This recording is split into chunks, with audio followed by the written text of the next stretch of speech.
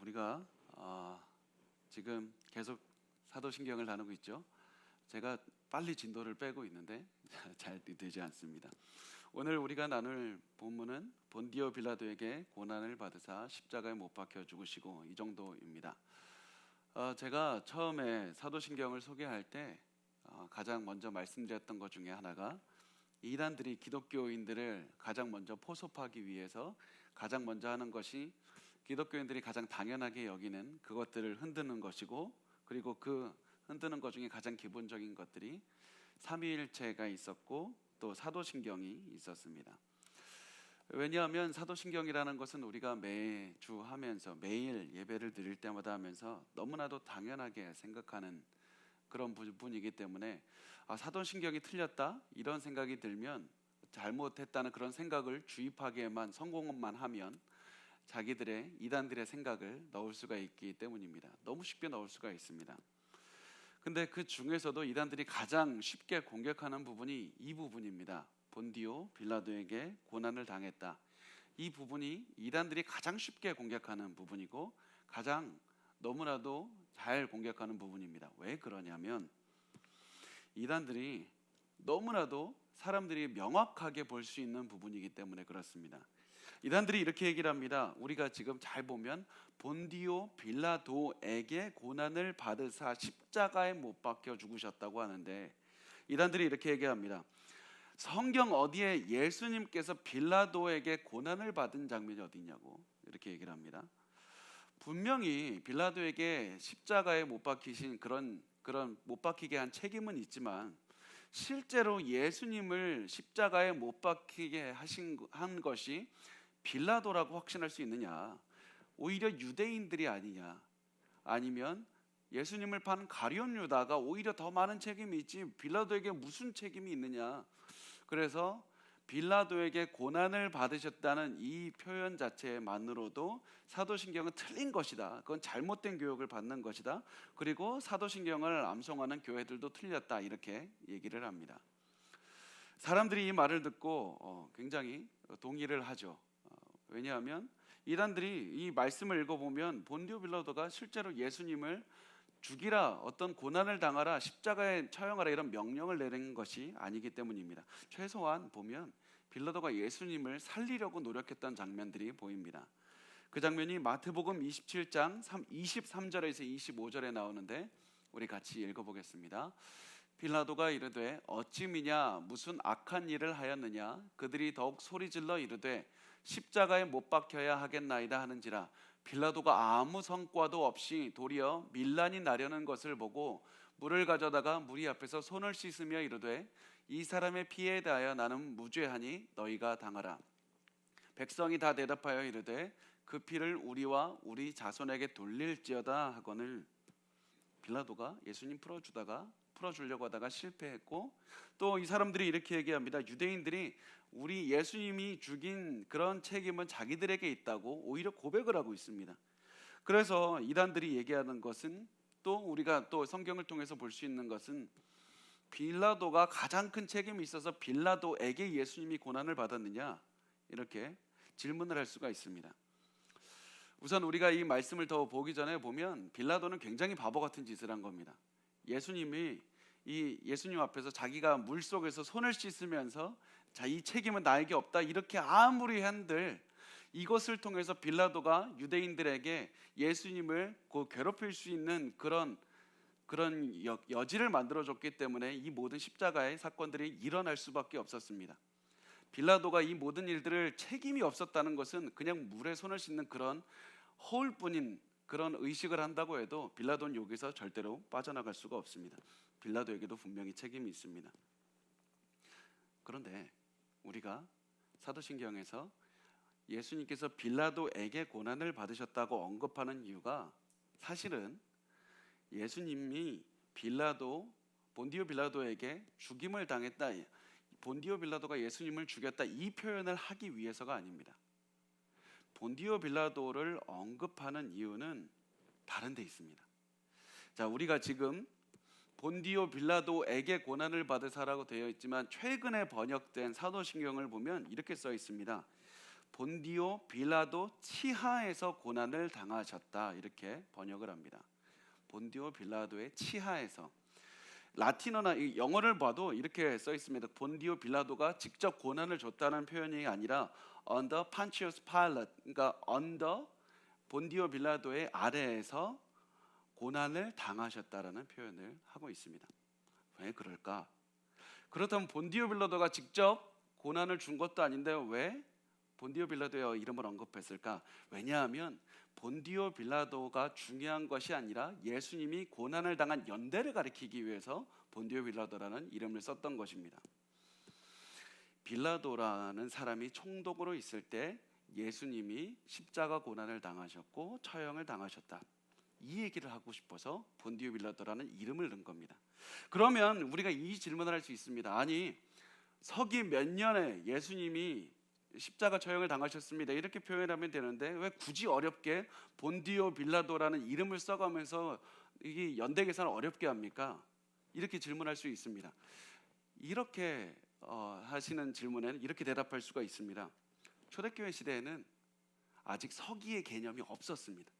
그때는 그런 개념이 없습니다. 예를 들면 지금 우리가 2000년이 지나서 지금 있는 많은 것들이 예수님 당시 초대교회에는 없었습니다. 그래서 연도를 말할 때는 당시에는 뭐 로마가 세워진 지 몇 년, 뭐 누구 왕 몇 년 이런 식으로 표현을 하면서 연대를 표현했습니다. 우리나라도 보면 이러지 않습니까? 무슨 조선 태조 원년에 어떤 일이 일어났다, 선조 25년에 임진왜란이 일어났다, 뭐 이런 식으로 표현을 하듯이 그때에도 왕이 있는 국가에서는 왕 몇 년에 어떤 집정권 몇 년에 이런 식으로 연도를 표현했던 겁니다.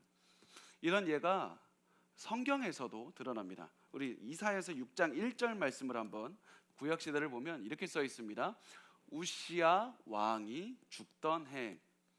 우시야 왕이 죽던 해라는 것을 통해서 이 연도의 계산을 할 수 있도록 도와준 겁니다. 이사야가 언제 이런 환상을 보고 체험을 했냐면 우시야 왕이 죽던 그 해다. 이렇게 연도 계산을 하는 겁니다. 또 누가복음 2장 2절 말씀을 보면 이 호적은 구레뇨가 수리아 총독이 되었을 때 처음 한 것이라 이 호적이 언제 기록이 되었느냐? 이 구레뇨라는 사람이 수리아 총독으로 있었을 때다. 역사적으로 계속해서 연도를 말할 때 그 당시에 관리나 왕의 이름을, 총독의 이름을 얘기하는 것을 볼 수 있습니다.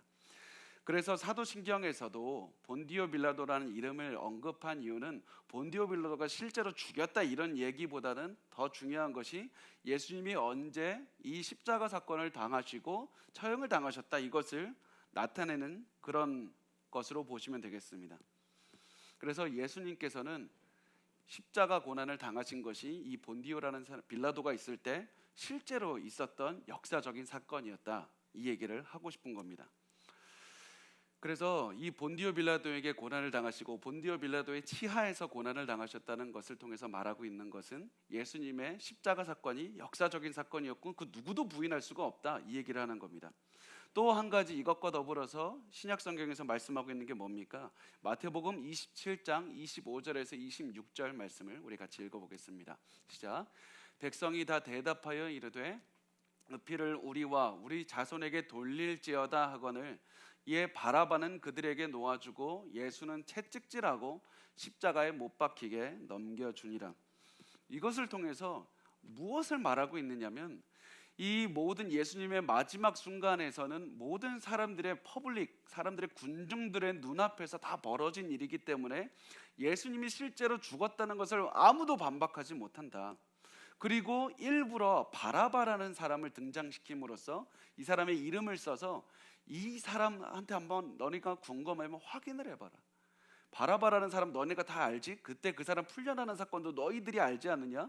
그 사람이 풀려났을 때 그 사람이 왜 풀려났냐면 우리가 믿는 예수님이 십자가의 처형을 당하셨기 때문에 풀려날 수가 있었던 것이다. 예수님이 돌아가신 것은 실존적인 사건이었다. 역사적인 사건이었다. 그래서 아무도 예수님의 죽음을 부인할 수 없다. 이 얘기를 하고 싶었던 겁니다. 그래서 이 예수님께서 죽으신 것은 역사적인 사건이다. 계속해서 빌라도에게 고난을 당하셨다. 이것을 통해서 말하고 있습니다. 그러면 이 예수님께서 역사적인 이 십자가에 돌아가신 것이 역사적인 사건이었다. 이것을 왜 언급을 하고 있을까요? 자, 우리가 한번 그 사람들의 초대교회 사람들의 시각으로 한번 봐보겠습니다. 왜 굳이 이 사람들은 본디오 빌라도의 치하에서 죽었다는 것을 굳이 역사적인 사건이라는 것을 언급할 필요가 있었을까?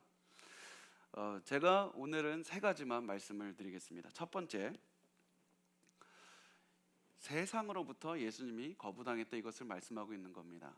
본디오 빌라도는 그 당시에 어떤 상징적인 의미가 뭐냐면 세상의 권력이고 세상을 상징하고 있습니다.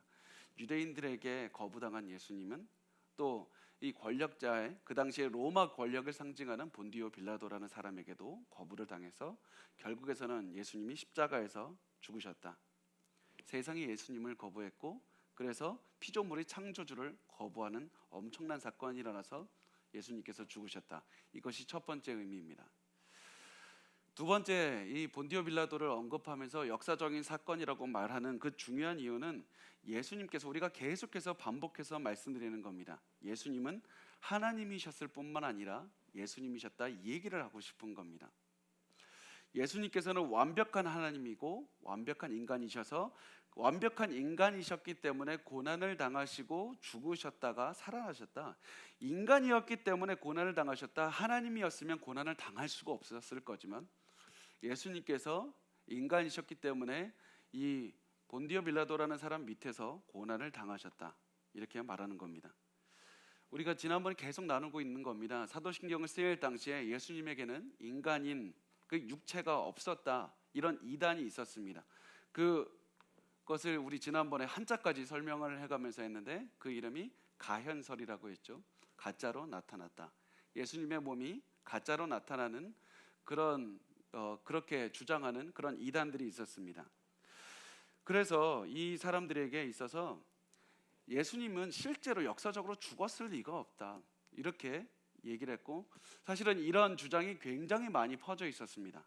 사람들이 헷갈려 있습니다. 뭐가 맞는 것인가? 예수님은 실제로 그 성스러운 하나님인데, 그런데 이 초대교회에서는 이것이 아니라 예수님께서는 신이기도 하셨지만 완벽한 인간이기도 하셨다. 그래서 예수님이 죽으셨다는 것은 역사적인 사실이었다. 그래서 본디오 빌라도에게 고난을 받으사 십자가에 못 박혀 죽으시고, 이 말을 통해서 예수님은 실제로 역사적으로 죽으셨다. 예수님은 완벽한 하나님이자 완벽한 인간이었다, 이것을 말씀하고 있습니다. 자, 제가 여기서 잠깐 언급을 한 가지 꼭 하고 싶은 것이 있는데요. 혹시 좀 관심 있으신 분은 들어보셨을 수도 있습니다. 사복음서, 우리가 성경에 있는데 다른 복음서가 있다는 말을 들어보신 적이 있습니까? 서하복음서 외에 다른 복음서들이 있다는 그런 기록이 있습니다. 그리고 그 사복음서 말고 다른 여러 가지 복음서들이 있었는데 그 복음서들은 사실 사복음서 뒤에 훨씬 뒤에 쓰여진 그런 책들입니다. 근데 그 사복음서 말고 다른 여러 가지 복음서, 뭐 유다복음, 야고보복음, 베드로복음, 여러 복음이 있는데 마리아복음도 있고, 근데 그 복음서들을 보면 사복음서에는 찾을 수 없는 엄청나게 많은 이야기들이 있습니다. 특히 제가 이 말씀을 왜 드리냐면 그 당시에 초대교회 그 시대 당시에 이런 책들이 굉장히 많이 있었는데 이 책들이 사람들 속에 많이 들어가 있었습니다. 왜? 근데 그 책들이 주장하는 것들이 무엇이었냐면 예수님이 신이기만 했고 인간은 아니었다, 이런 것을 계속해서 강조하는 책들이 있었습니다. 그 예를 들면 그 내용이 이런 내용들이 들어가 있었습니다. 예수님이 제자들하고 야 가자 막 그러다가 바위를 보시고 예수님이 갑자기 명해서 황금으로 막 다 만들어 보셔서 베드로와 제자들이 막 황금을 들고 기뻐하면서 돌아오는 내용들도 있고, 아니면 예수님이 이렇게 태어날 때 마리아의 뱃속에 있었는데 예수님의 아버지 요셉과 그 산파가 같이 마리아를 도우러 갔더니 갑자기 연기가 나더니 예수님이 뿅 하고 갑자기 배에서, 마리아의 배에서 나왔다. 아니면 그 예수님 십자가 사건에 구레네 시몬에게 그런 잠깐 이 십자가를 진 사건이 있었는데 예수님은 십자가 사건을 지지 않고 구레네 시몬이 다 졌다, 이런 내용도 있습니다. 이 모든 사복음서를 제외한 나머지 복음서들에게 이런 내용들이 굉장히 많이 들어가 있었습니다. 예수님이 인간이 아니라 신이었다, 이 얘기들이 굉장히 많이 들어가 있었습니다. 그래서 왜 그렇다면 이 다른 복음서들에게 이런 내용이 들어가 있었느냐? 그 당시 사람들은, 잘 보시면 지금 우리는 소설을 쓰듯이 그 당시 사람들은 자기가 유명한 사람이 있으면 상상을 해서 그 사람 중심으로 자기가 원하는 글들을 많이 썼습니다. 그래서 실질적으로 그렇게 벌어진 일이 아님에도 불구하고 베드로가 이랬을 거야, 예수님이 이랬을 거야, 자기들이 상상으로 쓴 다음에 그것을 널리 읽었습니다. 그래서 사람들이 이것들이 너무나도 많이 있으니까 초대교회에서 이것을 보고 야, 이거 문제가 있다. 그래서 초대교회 그 리더들이 이걸 보고 너무 문제가 있으니까, 사람들에게 이게 너무 많이 들어가 있으니까 이거 걸러내자. 그래서 그것을 다 걸러내고 작업을 통해서 이것들은 다 거짓이고 가짜고 이 사복음서만 정말 진짜입니다, 그렇게 판정을 내린 것이었습니다. 근데 제가 이 가짜 복음서들에 대해서 언급을 하는 이유가 있는데요, 한 가지 이유가 더 있는데, 그 가짜 복음서들은 그 초대교회 시대에만 사람들을 혼잡하게 했을 뿐만 아니라 사실은 지금도 우리 상황에서 굉장히 우리를 혼란스럽게 하고 있기 때문입니다. 많은 성도분들이 이 가짜 복음서 때문에 굉장히 혼란스러워합니다. 목사님, 그런 거 처음 들어봤습니다, 그러지만 사실은 그렇지 않습니다. 제가 사실 이번 기회를 빌어서 꼭 제가 언급하고 싶어서 말씀을 드리겠습니다. 한번 사진을 한번 보여주십시오. 유다복음이라는 그런 것들이 지금 제가 어떤 마이너 언론이 아니라 MBC나 SBS나 YTN 이런 데들이 계속해서 얘기를 합니다. 2006년에 나온 것도 있고 시간이 지나면 2020년, 2018년, 17년 이런 계속해서 유다복음이라는 그 당시 초대교회에서 썼던 가짜 복음이라고 판명했던 것을, 야, 유다복음이 발견이 됐는데 예수님이 가룟 유다한테 시켜서 야, 너 나 팔아. 그러면 너 위대한 일을 하게 되는 거야, 이렇게 시켰다고 그런 이야기를 하고 있다는 겁니다. 또 다음 페이지를 보여주세요.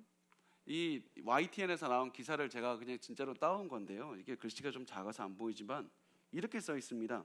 성경은 유다가 돈을 받고 예수를 고발한 배신자로 묘사하고 있지만 유다복음서는 유다의 배신은 예수님의 요청에 따른 것이라고 기록하고 있습니다. 또 유다복음에서는 예수는 유다에게 너는 다른 제자들을 능가할 것이다, 인간의 형상을 빌린 나를 희생시킬 것이기 때문이다라고 말합니다. 어떤 그 잘못된 신학을 가지고 있는 신학자가 주장하는 것이 아니라 메이저 언론사에서 이런 것들을 계속해서 내보내면서 결국 무슨 얘기를 하고 있는 겁니까? 여러분 믿는 거 잘못된 겁니다. 여러분 믿는 성경이 잘못된 겁니다. 이 얘기들을 언론사에서 계속해서 하고 있는 겁니다. 그런데 이 문서는요, 학자들이 몰라서 가만히 있는 게 아니라 진작에 알고 있었는데 이거 위작이다, 이거. 전혀 그 성경은 사복음서만이 맞고 이 유다복음서는 있는 건 알지만 이 복음서가 나중에 사람이 가짜로 지어낸 그 복음서라는 사실을 알고 있기 때문에 이것은 기독교를 반대하는 학자들조차 그렇게 깊게 이것을 이용해서 기독교가 가짜다, 그렇게 취급하지 않는 문서입니다. 자, 다음 주장도 한번 볼까요? 자, 이 수제자 베드로의 의문을 품다, 이런 식으로 경향신문이죠. 자, 다음 페이지를 또 보여주세요. 이것을 통해서 이렇게 써 있습니다. 이 내용인데, 결국 이 신앙의 입장을 벗어나 살펴보면 사도들의 노선 투쟁이 드러났다. 여성 지도자 마리아 막달레나는 현재와 다른 당대 권위를 보였다. 이게 굉장히 메이저는 아닌가요? 경향신문에서 말하고 있는 게 뭐냐면, 사실 이것도 한 기원전 4, 5세기 경에 있던 마리아 복음서라는 것도 이제 있고 베드로 복음서 이런 것들도 있는데, 결국 이걸 통해서 마리아가 원래는 예수님의 수제자였는데 베드로를 따르던 남자 제자들이 마리아 팔을 제거하고 성경에 있는 모든 그 기록들을 남자 주인공으로 썼고 마리아는 제거가 됐다, 이런 얘기를 하고 있는 겁니다. 이거를요, 만약에 제가 어떤 신학자들의 논쟁거리로 남아 있었으면 굳이 언급할 필요가 없는데, 메이저 언론사들에서 이것들을 말하면서 계속 당신들이 믿는 성경은 잘못된 것입니다. 당신들이 믿는 성경은 잘못된 것이라고 이것을 사용하기 때문입니다. 과거로부터 그 초대교회 때도 이것을 가지고 이 교회를 문란하게 사람들을 혼동시켰던 그 가짜 복음서들은 지금도 사람들을 혼란시키면서 어렵게 하고 있습니다. 그런데 이 문서들도 현재 뭐 기독교를 반대하건 반대하지 않건 찬성하는 어떠한 신학자들이건 진지한 신학자들은 이 주장 자체를 그렇게 깊게 받아들이지 않습니다. 마리아가 예수님의 사도였고 가장 수제자였다는 그런 볼 증거가 전혀 없다는 것을 기억하셨으면 좋겠습니다. 마지막으로 하나만 더 보겠습니다. 다음 페이지를 한번 보여주세요. 캐나다 교수 예수와 막달라 마리아 결혼해 자녀 2명까지 뒀다. 이게 우리가 제가 이것을 꼭 언급하고 싶은 게 예전에 몇 년 전에 다빈치 코드라는 영화를 통해서 나왔던 게 예수님과 막달라 마리아가 연애하는 사이였고 결혼해서 자녀를 뒀다. 사실 그 얘기를 듣고 수많은 사람들이 사실 시험에 들었습니다. 교회 다니는 사람들이 막달라 마리아가 그렇게 성경에 자주 등장하는 이유가 있었구나. 그러면서 이게 이렇게 기사에 이렇게 써 있습니다. 예수 그리스도가 막달라 마리아와 결혼해 자녀 2명을 뒀다는 주장이 나와 파문이 일고 있다. 파문은 그 기자한테만 이른 겁니다. 자, 다음 페이지. 다음 매일경제죠. 예수 안에 언급한 문서 처음 나왔다. 처음 안 나왔습니다. 사실 이거 굉장히 오래된 주장인데 제가 보면 이 기사들에 나온 내용들을 보면 그 연도를 보면 2000년대 초반부터 2010년대, 20년대 되기까지 계속해서 반복적으로 이 기사를 쏟아냅니다. 이 예수님이 부인이 있었다는 주장을 제가 신학교에 있었을 때 그 미국의 그 하버드 근처 신학교에서 다니고 있었는데 그 당시에 한 신학교의 하버드의 신학교의 교수가 내가 예수님의 부인이 있다는 이런 그 문서를 발견했습니다. 그러면서 막 이게 기자회견을 하고 그것을 한국의 신문이나 CNN 같은 곳에서 막 실어줬습니다. 근데 그 당시 제가 아직도 기억하는 것이 다른 하버드 교수들이나 저희 학교 교수님들이나 다른 교수님들의 분위기는 이거였습니다. 야, 저 사람 왜 저러냐? 야, 이미 저거 밝혀진 거 왜 자꾸 저런 걸 해서 자기 이렇게 정치를 하느냐? 이런 분위기였습니다.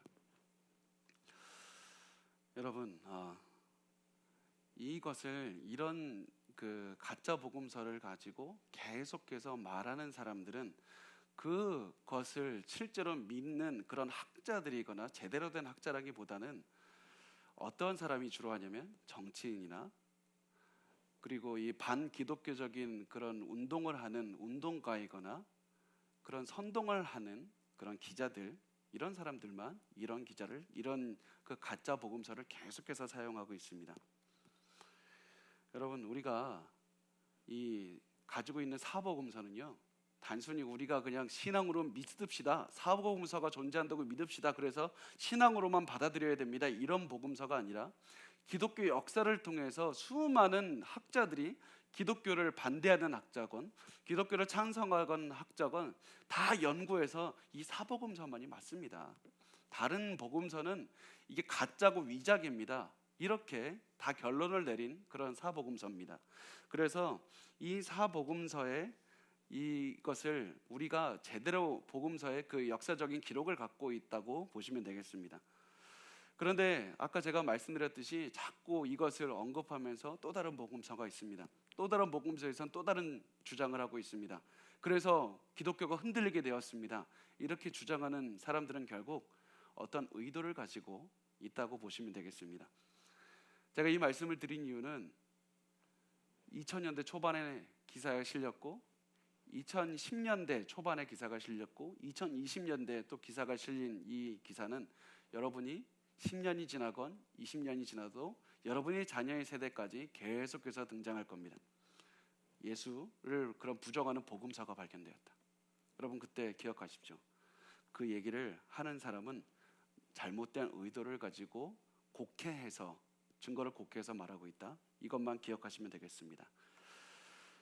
자, 이제 두 번째까지 나눴고 본디오 빌라도를 언급하는 이 세 번째 이유가 뭐냐면 예수님의 죽음은 역사적으로 일어난 일이라는 사실이고, 이 사실은 앞으로 반복되지 않을 것입니다.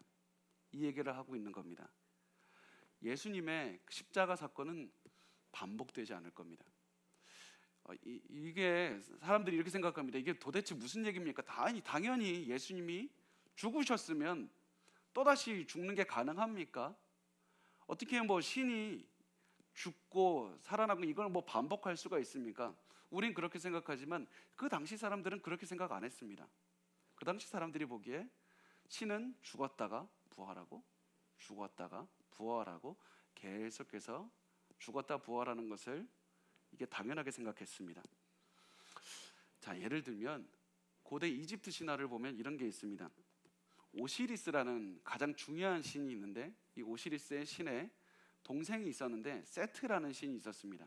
세트는 보통 죽음의 신이라고 말을 하는데, 이 세트 신이 오시리스를 죽인 다음에 토막을 내서 나일강에 버렸습니다. 그런데 그 오시리스의 여동생인 이시스라는 여신이 결혼해서 이제 부인을 삼았는데, 이 여신이 나일강에서 오시리스의 몸을 다 꺼낸 다음에 다시 이어서 이제 살아나게 했다, 부활하게 했다. 그런데 오시리스 몸의 한 부분을 못 찾았는데 그 부분이 나일강에 남아서 생명력의 근원이 돼서 나일강을 범람하게 한다, 이런 신화가 있습니다. 근데 오시리스는 죽었다가 살아났다, 죽었다 살아났다를 계속해서 반복합니다. 왜냐하면 이것이 고대 사람들이 날씨의 변화를 이해하는 척도였기 때문입니다. 신이 죽었다가 살아나는 것, 신은 겨울에 죽었다가 봄에 살아나고, 생명이 죽었다가 다시 살아나고, 계속해서 이것을 강조했습니다. 예수님이, 그래서 사람들이 그냥 예수님이 죽었다 살아났다 그 얘기만 하면 사람들은 예수님이 오시리스처럼 죽었다 살아났다 이걸 반복한다고 느낄 수가 있었습니다. 그래서 보면 그 당시의 신화들을 보면 그 자기의 신이 언제 죽었다 언제 살아난지 굳이 기록하지 않습니다. 계속해서 죽었다 살아나기를 반복하기 때문에. 그런데 예수님은 그러지 않았던 겁니다. 예수님은 다른 신들과 같지 않다. 다른 신들과 같지 않다. 여러분, 우리가 로마 시대를 보면, 로마 시대는 우리가 보면 그 다신교를 믿고 있다는 것을 기억하셨으면 좋겠습니다. 그 당시 사람들은 예수라는 신 하나를 더하는 것 그렇게 큰 문제가 아니었습니다. 우리가 지금 보기에 예수라는 신 하나를 믿는다는 것은 엄청난 일이지만, 로마 시대, 다신교 시대에서 모든 이렇게 신들이 넘쳐나는데 예수라는 신 하나 더하는 거 그렇게 일도 아니었습니다. 그런데 문제가 무엇이었냐면 예수만이 신이라고 했던 것이 문제입니다. 다른 것은 다 신이 아니고 예수만이 신이었다. 예수만이 신이었다라는 것을 고백하는 하나의 방법이 무엇이었냐면, 예수가 본디오 빌라도 시대에 고난을 당하고 십자가에 돌아가셨다가 부활하셨다. 그리고 이것은 절대로 반복되지 않을 것이다. 이것이 바로 예수만이 신이다, 이것을 고백하는 방법이었던 것입니다.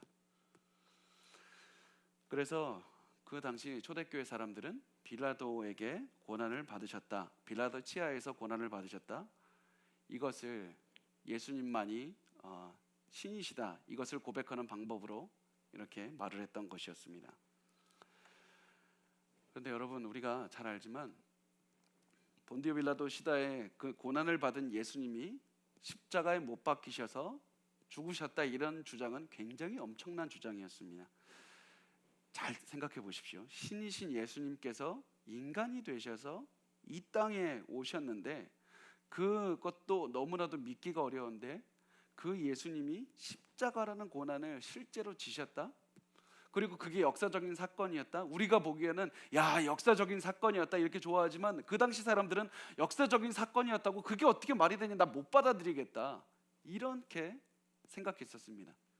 도저히 고백하고 싶지 않은 것이 본디오 빌라도에게 고난을 받아서 십자가에서 돌아가셨다, 이 고백이었습니다. 그런데 초대교회 사람들은 이게 중요하다, 이것을 했던 겁니다. 왜 그 당시 사람들에게 못 받아들였느냐? 구약으로 볼 때, 구약의 관점으로 볼 때 나무에 매달린 자는 저주를 받았기 때문이었습니다. 아니, 하나님께서 인간이 되신 것도 못 받아들이겠는데 그 인간이 되신 하나님께서 저주를 받았다는 것을 누가 받아들일 수 있겠습니까? 신명기 21장 23절 말씀을 우리 같이 읽어보겠습니다. 시작. 그 시체를 나무 위에 밤새도록 두지 말고 그 날에 장사하여 내 하나님 여호와께서 내게 기업으로 주시는 땅을 더럽히지 말라. 나무에 달린 자는 하나님께 저주를 받았음이니라.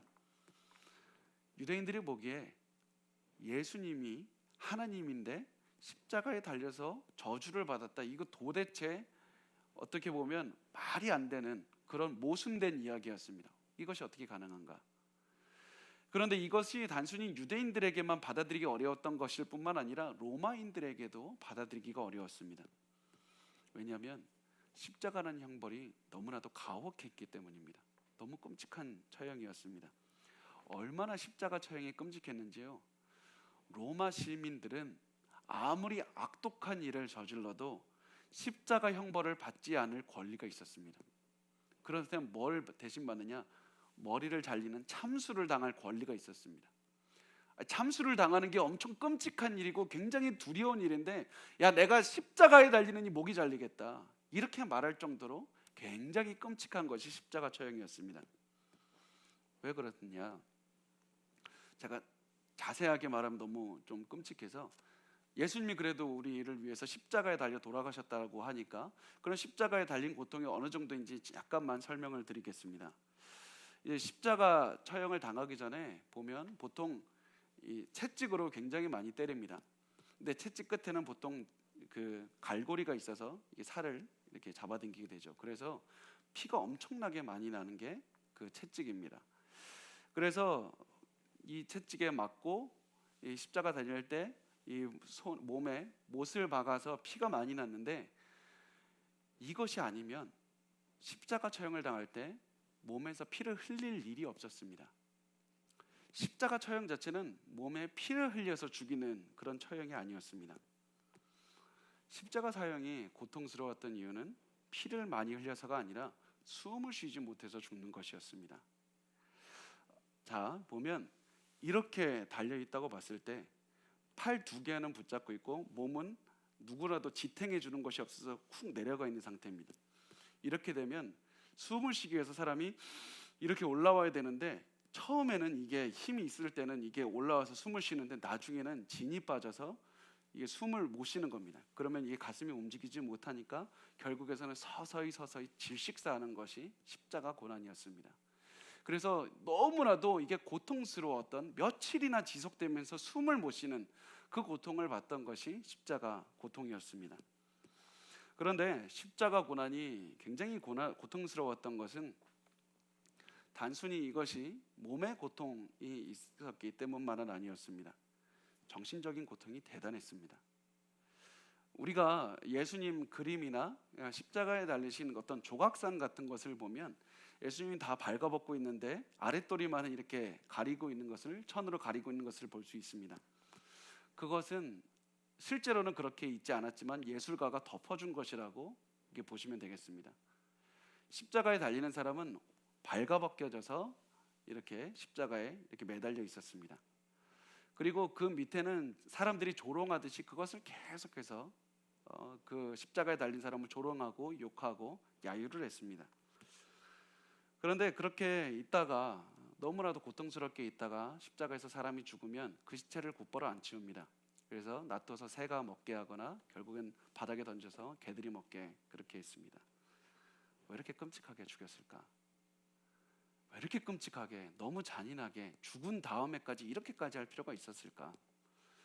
우리 이렇게 생각하지만 로마 시대 사람들은 십자가 처형이 하는 그런 목적이 있었기 때문에 이렇게 끔찍하게 되었습니다. 무엇이었냐면, 너희들이 로마에 대항한다면 이런 수모를 당하게 될 것이기 때문에 너희 눈으로 똑똑히 봐라. 로마에 절대 대항할 생각을 하지 말라고. 그렇게 하기 위해서 일부러 본보기를 삼았기 때문에 십자가 처형을 이렇게 당하게 했고, 때로는 사람들이 도망가거나 아니면 사람들이 반란을 일으키면 단체로 엄청나게 많은 십자가를 세워놔서 사람들에게 전체 다 가서 저기를 보라고, 그렇게 할 정도로 엄청난 십자가, 그것을 통해서 사람들에게 이렇게 치욕과 수모를 줬습니다. 그래서 사람들이 예수님이 십자가에 달려서 돌아가셨다 하면 도저히 그것을 상상하지 못하는 겁니다. 도저히 받아들일 수가 없는 겁니다. 예수를 믿는 사람들의 입장에서 예수님께서 십자가에 달려서 돌아가셨다, 이 고백을 하는 것은 기뻐하면서 하는 것이 아닙니다. 엄청난 충격적인 말을 하는 것이고, 지금 십자가가 우리는 없지만 그 십자가를 한 번이라도 봤던 그 초대교회 사람들의 입장에서 예수님께서 십자가에 달려 돌아가신 것이 역사적인 사실이라고 고백하는 것은 엄청난 고백을 하는 겁니다. 엄청난 믿음의 고백을 하는 겁니다. 전능하사 천지를 만드신 하나님 아버지께서 이 외아들이 예수님이 죄인의 몸이 되었는데 십자가에서 죽으셨다. 로마 황제하고도 비교할 수 없는 주님이 십자가에서 죽으셨다. 이것을 엄청난 고백을 하고 있는 겁니다. 이 말이 여러분 세상 사람들에게 어떻게 들렸는지 상상이 가십니까? 그래서 바울이 고린도전서 1장 23절에 이렇게 얘기를 하는 겁니다. 우리 같이 읽어보겠습니다. 우리는 십자가에 못 박힌 그리스도를 전하니 유대인에게는 거리끼는 것이요 이방인에게는 미련한 것이로되, 미련한 것이다, 풀리시한 것이다, 멍청한 짓이다. 이방인들이 듣기에, 로마 사람들이 듣기에 어떻게 그렇게 시인이 십자가에서 죽는 게 가능하냐, 왜 그렇게까지 고통을 당해야 되느냐, 사람들이 보기에 굉장히 어리석은 소리로 들린 겁니다. 말도 안 되는 미친 사람들의 얘기로 들린 겁니다. 하나님이 인간이 돼서 십자가에서 죽으셨다, 그것도 숨이 막혀서 질식사하셨다, 그것을 어떻게 믿겠느냐. 그런데 하나님께서는 이것을 통해서 오히려 사람들을 선택하시고 그 선택하신 사람들에게만 이 지혜를 알려주셔서 이것을 믿게 하시고 그것으로 기뻐하게 하셨고 이것으로 구원의 능력을 삼으셨다. 이것이 십자가의 복음입니다. 그래서 고린도전서 1장 24절 다음 말씀에 이렇게 말씀합니다. 같이 읽겠습니다. 오직 부르심을 받은 자들에게는 유대인이라 헬라인이라 그리스도는 하나님의 능력이요 하나님의 지혜니라. 십자가를 지신 예수가, 하나님께서 선택하신 자들에게는 그 십자가에 지신 예수가 바로 지혜고 능력이니라. 그 십자가를 보는 자마다 구원을 받으리라. 그래서 이 십자가를 통해서 세상 사람들이 보기에는 도저히 믿을 수 없는 어리석은 것이지만 바로 우리 하나님께서 선택하신 자들에게는 지혜가 되고 감격이고 은혜가 되는 것입니다. 그런데 우리의 믿음은 단순히 예수께서 엄청난 고통을 당하셔서 십자가에서 죽으셨다는 데 있지 않습니다. 우리에게 있어서 예수라는 그 하나님의 아들이 십자가에서 죽으셨다, 이것이 역사적인 사건이다, 이렇게만 말하면 결국 우리에게 복음이 되지 않습니다. 우리에게 복음이 되는 때는 언제냐면 이 예수께서 십자가에 달려서 돌아가셨는데 바로 우리 때문이다. 우리를 위해서 돌아가셨다. 그냥 돌아가신 것이 아니라 아무리 그냥 본인이 그냥 아무런 이유가 없이 세상에 와서 죽으신 것이 아니라 바로 나 자신의 죄를 위해서, 나 자신의 죄를 용서하기 위해서 십자가의 죽으심으로 우리에게 그 죄 사함을 주셨다. 이것이 바로 복음입니다. 만약에 예수님께서 죽으셨다면, 그냥 죽기만 하셨다면 그것이 역사적인 사건으로 끝날 수밖에 없지만 그것이 나를 위해서, 여러분을 위해서 죽으셨다는 그 순간에 복음이 되는 겁니다. 우리가 예수께서 죽으신 이유는 우리의 죄를 용서하기 위하셨습니다. 그래서 사람들이, 그 초대교회 사람들이 보기에 예수님께서 그냥 환영처럼 오셔서, 가현설에서 주장하는 것처럼 환영처럼 오셔서 실제로는 죽지 않았는데 그냥 죽은 척 하다가 그렇게 해서 우리를 용서하셨다, 그런 정도의 것이 아니다. 우리의 죄는 엄청나게 무거운 것이었고 그 죄값을 치르기 위해서 하나님이 직접 오셔서 친히 죽을 수밖에 없었던 그 엄청난 값을 치르셨다. 그것이 바로 우리에게 주신 그 하나님의 사랑이었다. 그래서 고린도전서 15장 3절 말씀에 바울이 이렇게 말합니다. 같이 읽겠습니다. 내가 받은 것을 먼저 너희에게 전하였노니 이는 성경대로 그리스도께서 우리 죄를 위하여 죽으시고 우리를 위해서 죽으셨다. 예수께서 범죄자를 위해서 죽으시고 스스로 범죄가 되셨다, 스스로 죄가 되셨다, 스스로 저주가 되셨다, 이렇게 말씀을 하는 것입니다. 여러분, 하나님께서는 제가 이 말씀을 계속해서 묵상하면서 한 가지 계속해서 하나님께서 저에게 주신 그 말씀은 이겁니다.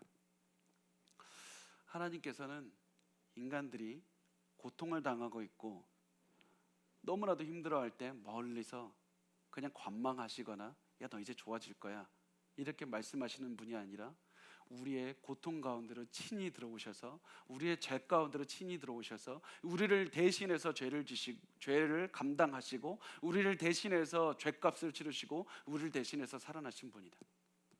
하나님은 너희를 멀리서 고통당하는 너희를 멀리서 지켜보고 계신 분이 아니라 너희보다 너희의 고통 가운데 더 가까이 가신 분이다. 우리 가운데 고난 가운데를 직접 오셔서 고난을 해결하신 분이라는 사실입니다.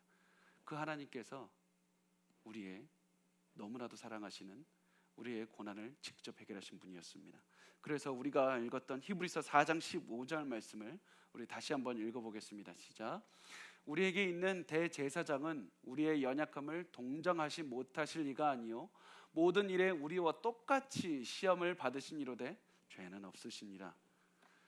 이 예수님께서 우리의 모든 죄를 친히 감당하시고 그리고 그 하나님께서 우리의 고통을 말하지 않아도 다 아신다. 그분이 우리의 하나님이 되신다.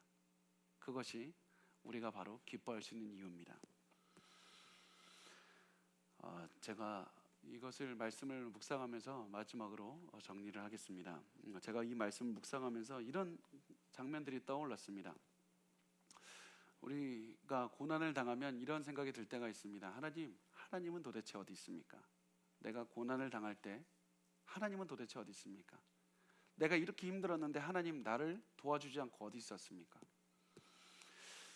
사실 그 질문을 언제 가장 많이 했냐면 현대 시대에서 돌아보면 제1차 세계대전 때 수많은 사람들이 죽었고 제2차 세계대전 때 수많은 사람들이 죽었고 유대인들이 홀로코스트를 당하면서 600만 명이 죽었고 그리고 그 캄보디아 킬링필드라는 곳에서 300만 명이 사륙을 당할 때 그 모든 장면들을 보면서 사람들이 이렇게 생각했습니다. 하나님이 과연 존재했을까? 하나님이 존재한다면 하나님이 우리를 위해서 죽으실 만큼 사랑하신 분이라면 저들을 살리지 않았을까? 저렇게 피비린내나게 사람들을 죽도록 내버려 두신 하나님이 과연 존재할까? 하나님 어디 계셨습니까?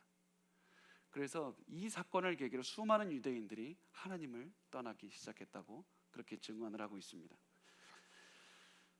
하나님은 저 천국에서 안전하게 거주하시면서 이 땅에서 우리를 고난 중에서 멀리서만 바라보고 계시는 것이 아닌가, 그렇게 사람들이 많이 생각했습니다. 그런데 하나님께서는 우리 히브리서 4장 15절을 말씀하면서 그런 하나님이 아니다. 너희를 미워하거나 멀리서 관망하는 분이 아니라 너희를 위해서 너희의 죄값을 가장 먼저 치르셨고 너희를 위해서 온갖 수모를 당하셨고 당하지 않아도 되는 그런 질식사까지 하면서 너희를 사랑하셨던 분이 바로 너희 하나님 예수 그리스도다. 그 하나님 안에서 하나님을 믿으라. 그 하나님이 너희와 함께하고 계신다. 그 하나님이 너희를 사랑하신다고 이렇게 계속해서 제 마음에 감동을 주셨습니다. 여러분, 그 우리를 위해서 죄값을 지시고 우리를 위해서 대신 죽으신 그분이 우리를 지금도 사랑하십니다. 그것을 반드시 기억하셨으면 좋겠습니다. 그래서 히브리서 4장 16절 말씀 우리 마지막으로 한 절 읽겠습니다. 시작. 그러므로 우리는 긍휼하심을 받고 때를 따라 돕는 은혜를 얻기 위하여 은혜의 보좌 앞에 담대히 나아갈 것이니라. 우리의 모든 고난과 상황을 아시는 예수 그리스도께서 우리를 아신다. 그러므로 우리가 긍휼하심을 받고 때를 따라 돕는 은혜를 얻기 위해서 은혜의 보좌 앞에 담대히 나아가자. 여러분, 지금도 여러분의 고난을 아시는 예수 그리스도께서 여러분의 단 하나의 중보자가 되시고 여러분을 위해서 지금도 사랑하고 계시고 여러분의 길을 인도하고 계십니다. 하나님은 여러분을 한 번도 멀리 떠난 적이 없습니다. 여러분과 항상 같이 계십니다. 그것을 기억하셨으면 좋겠습니다.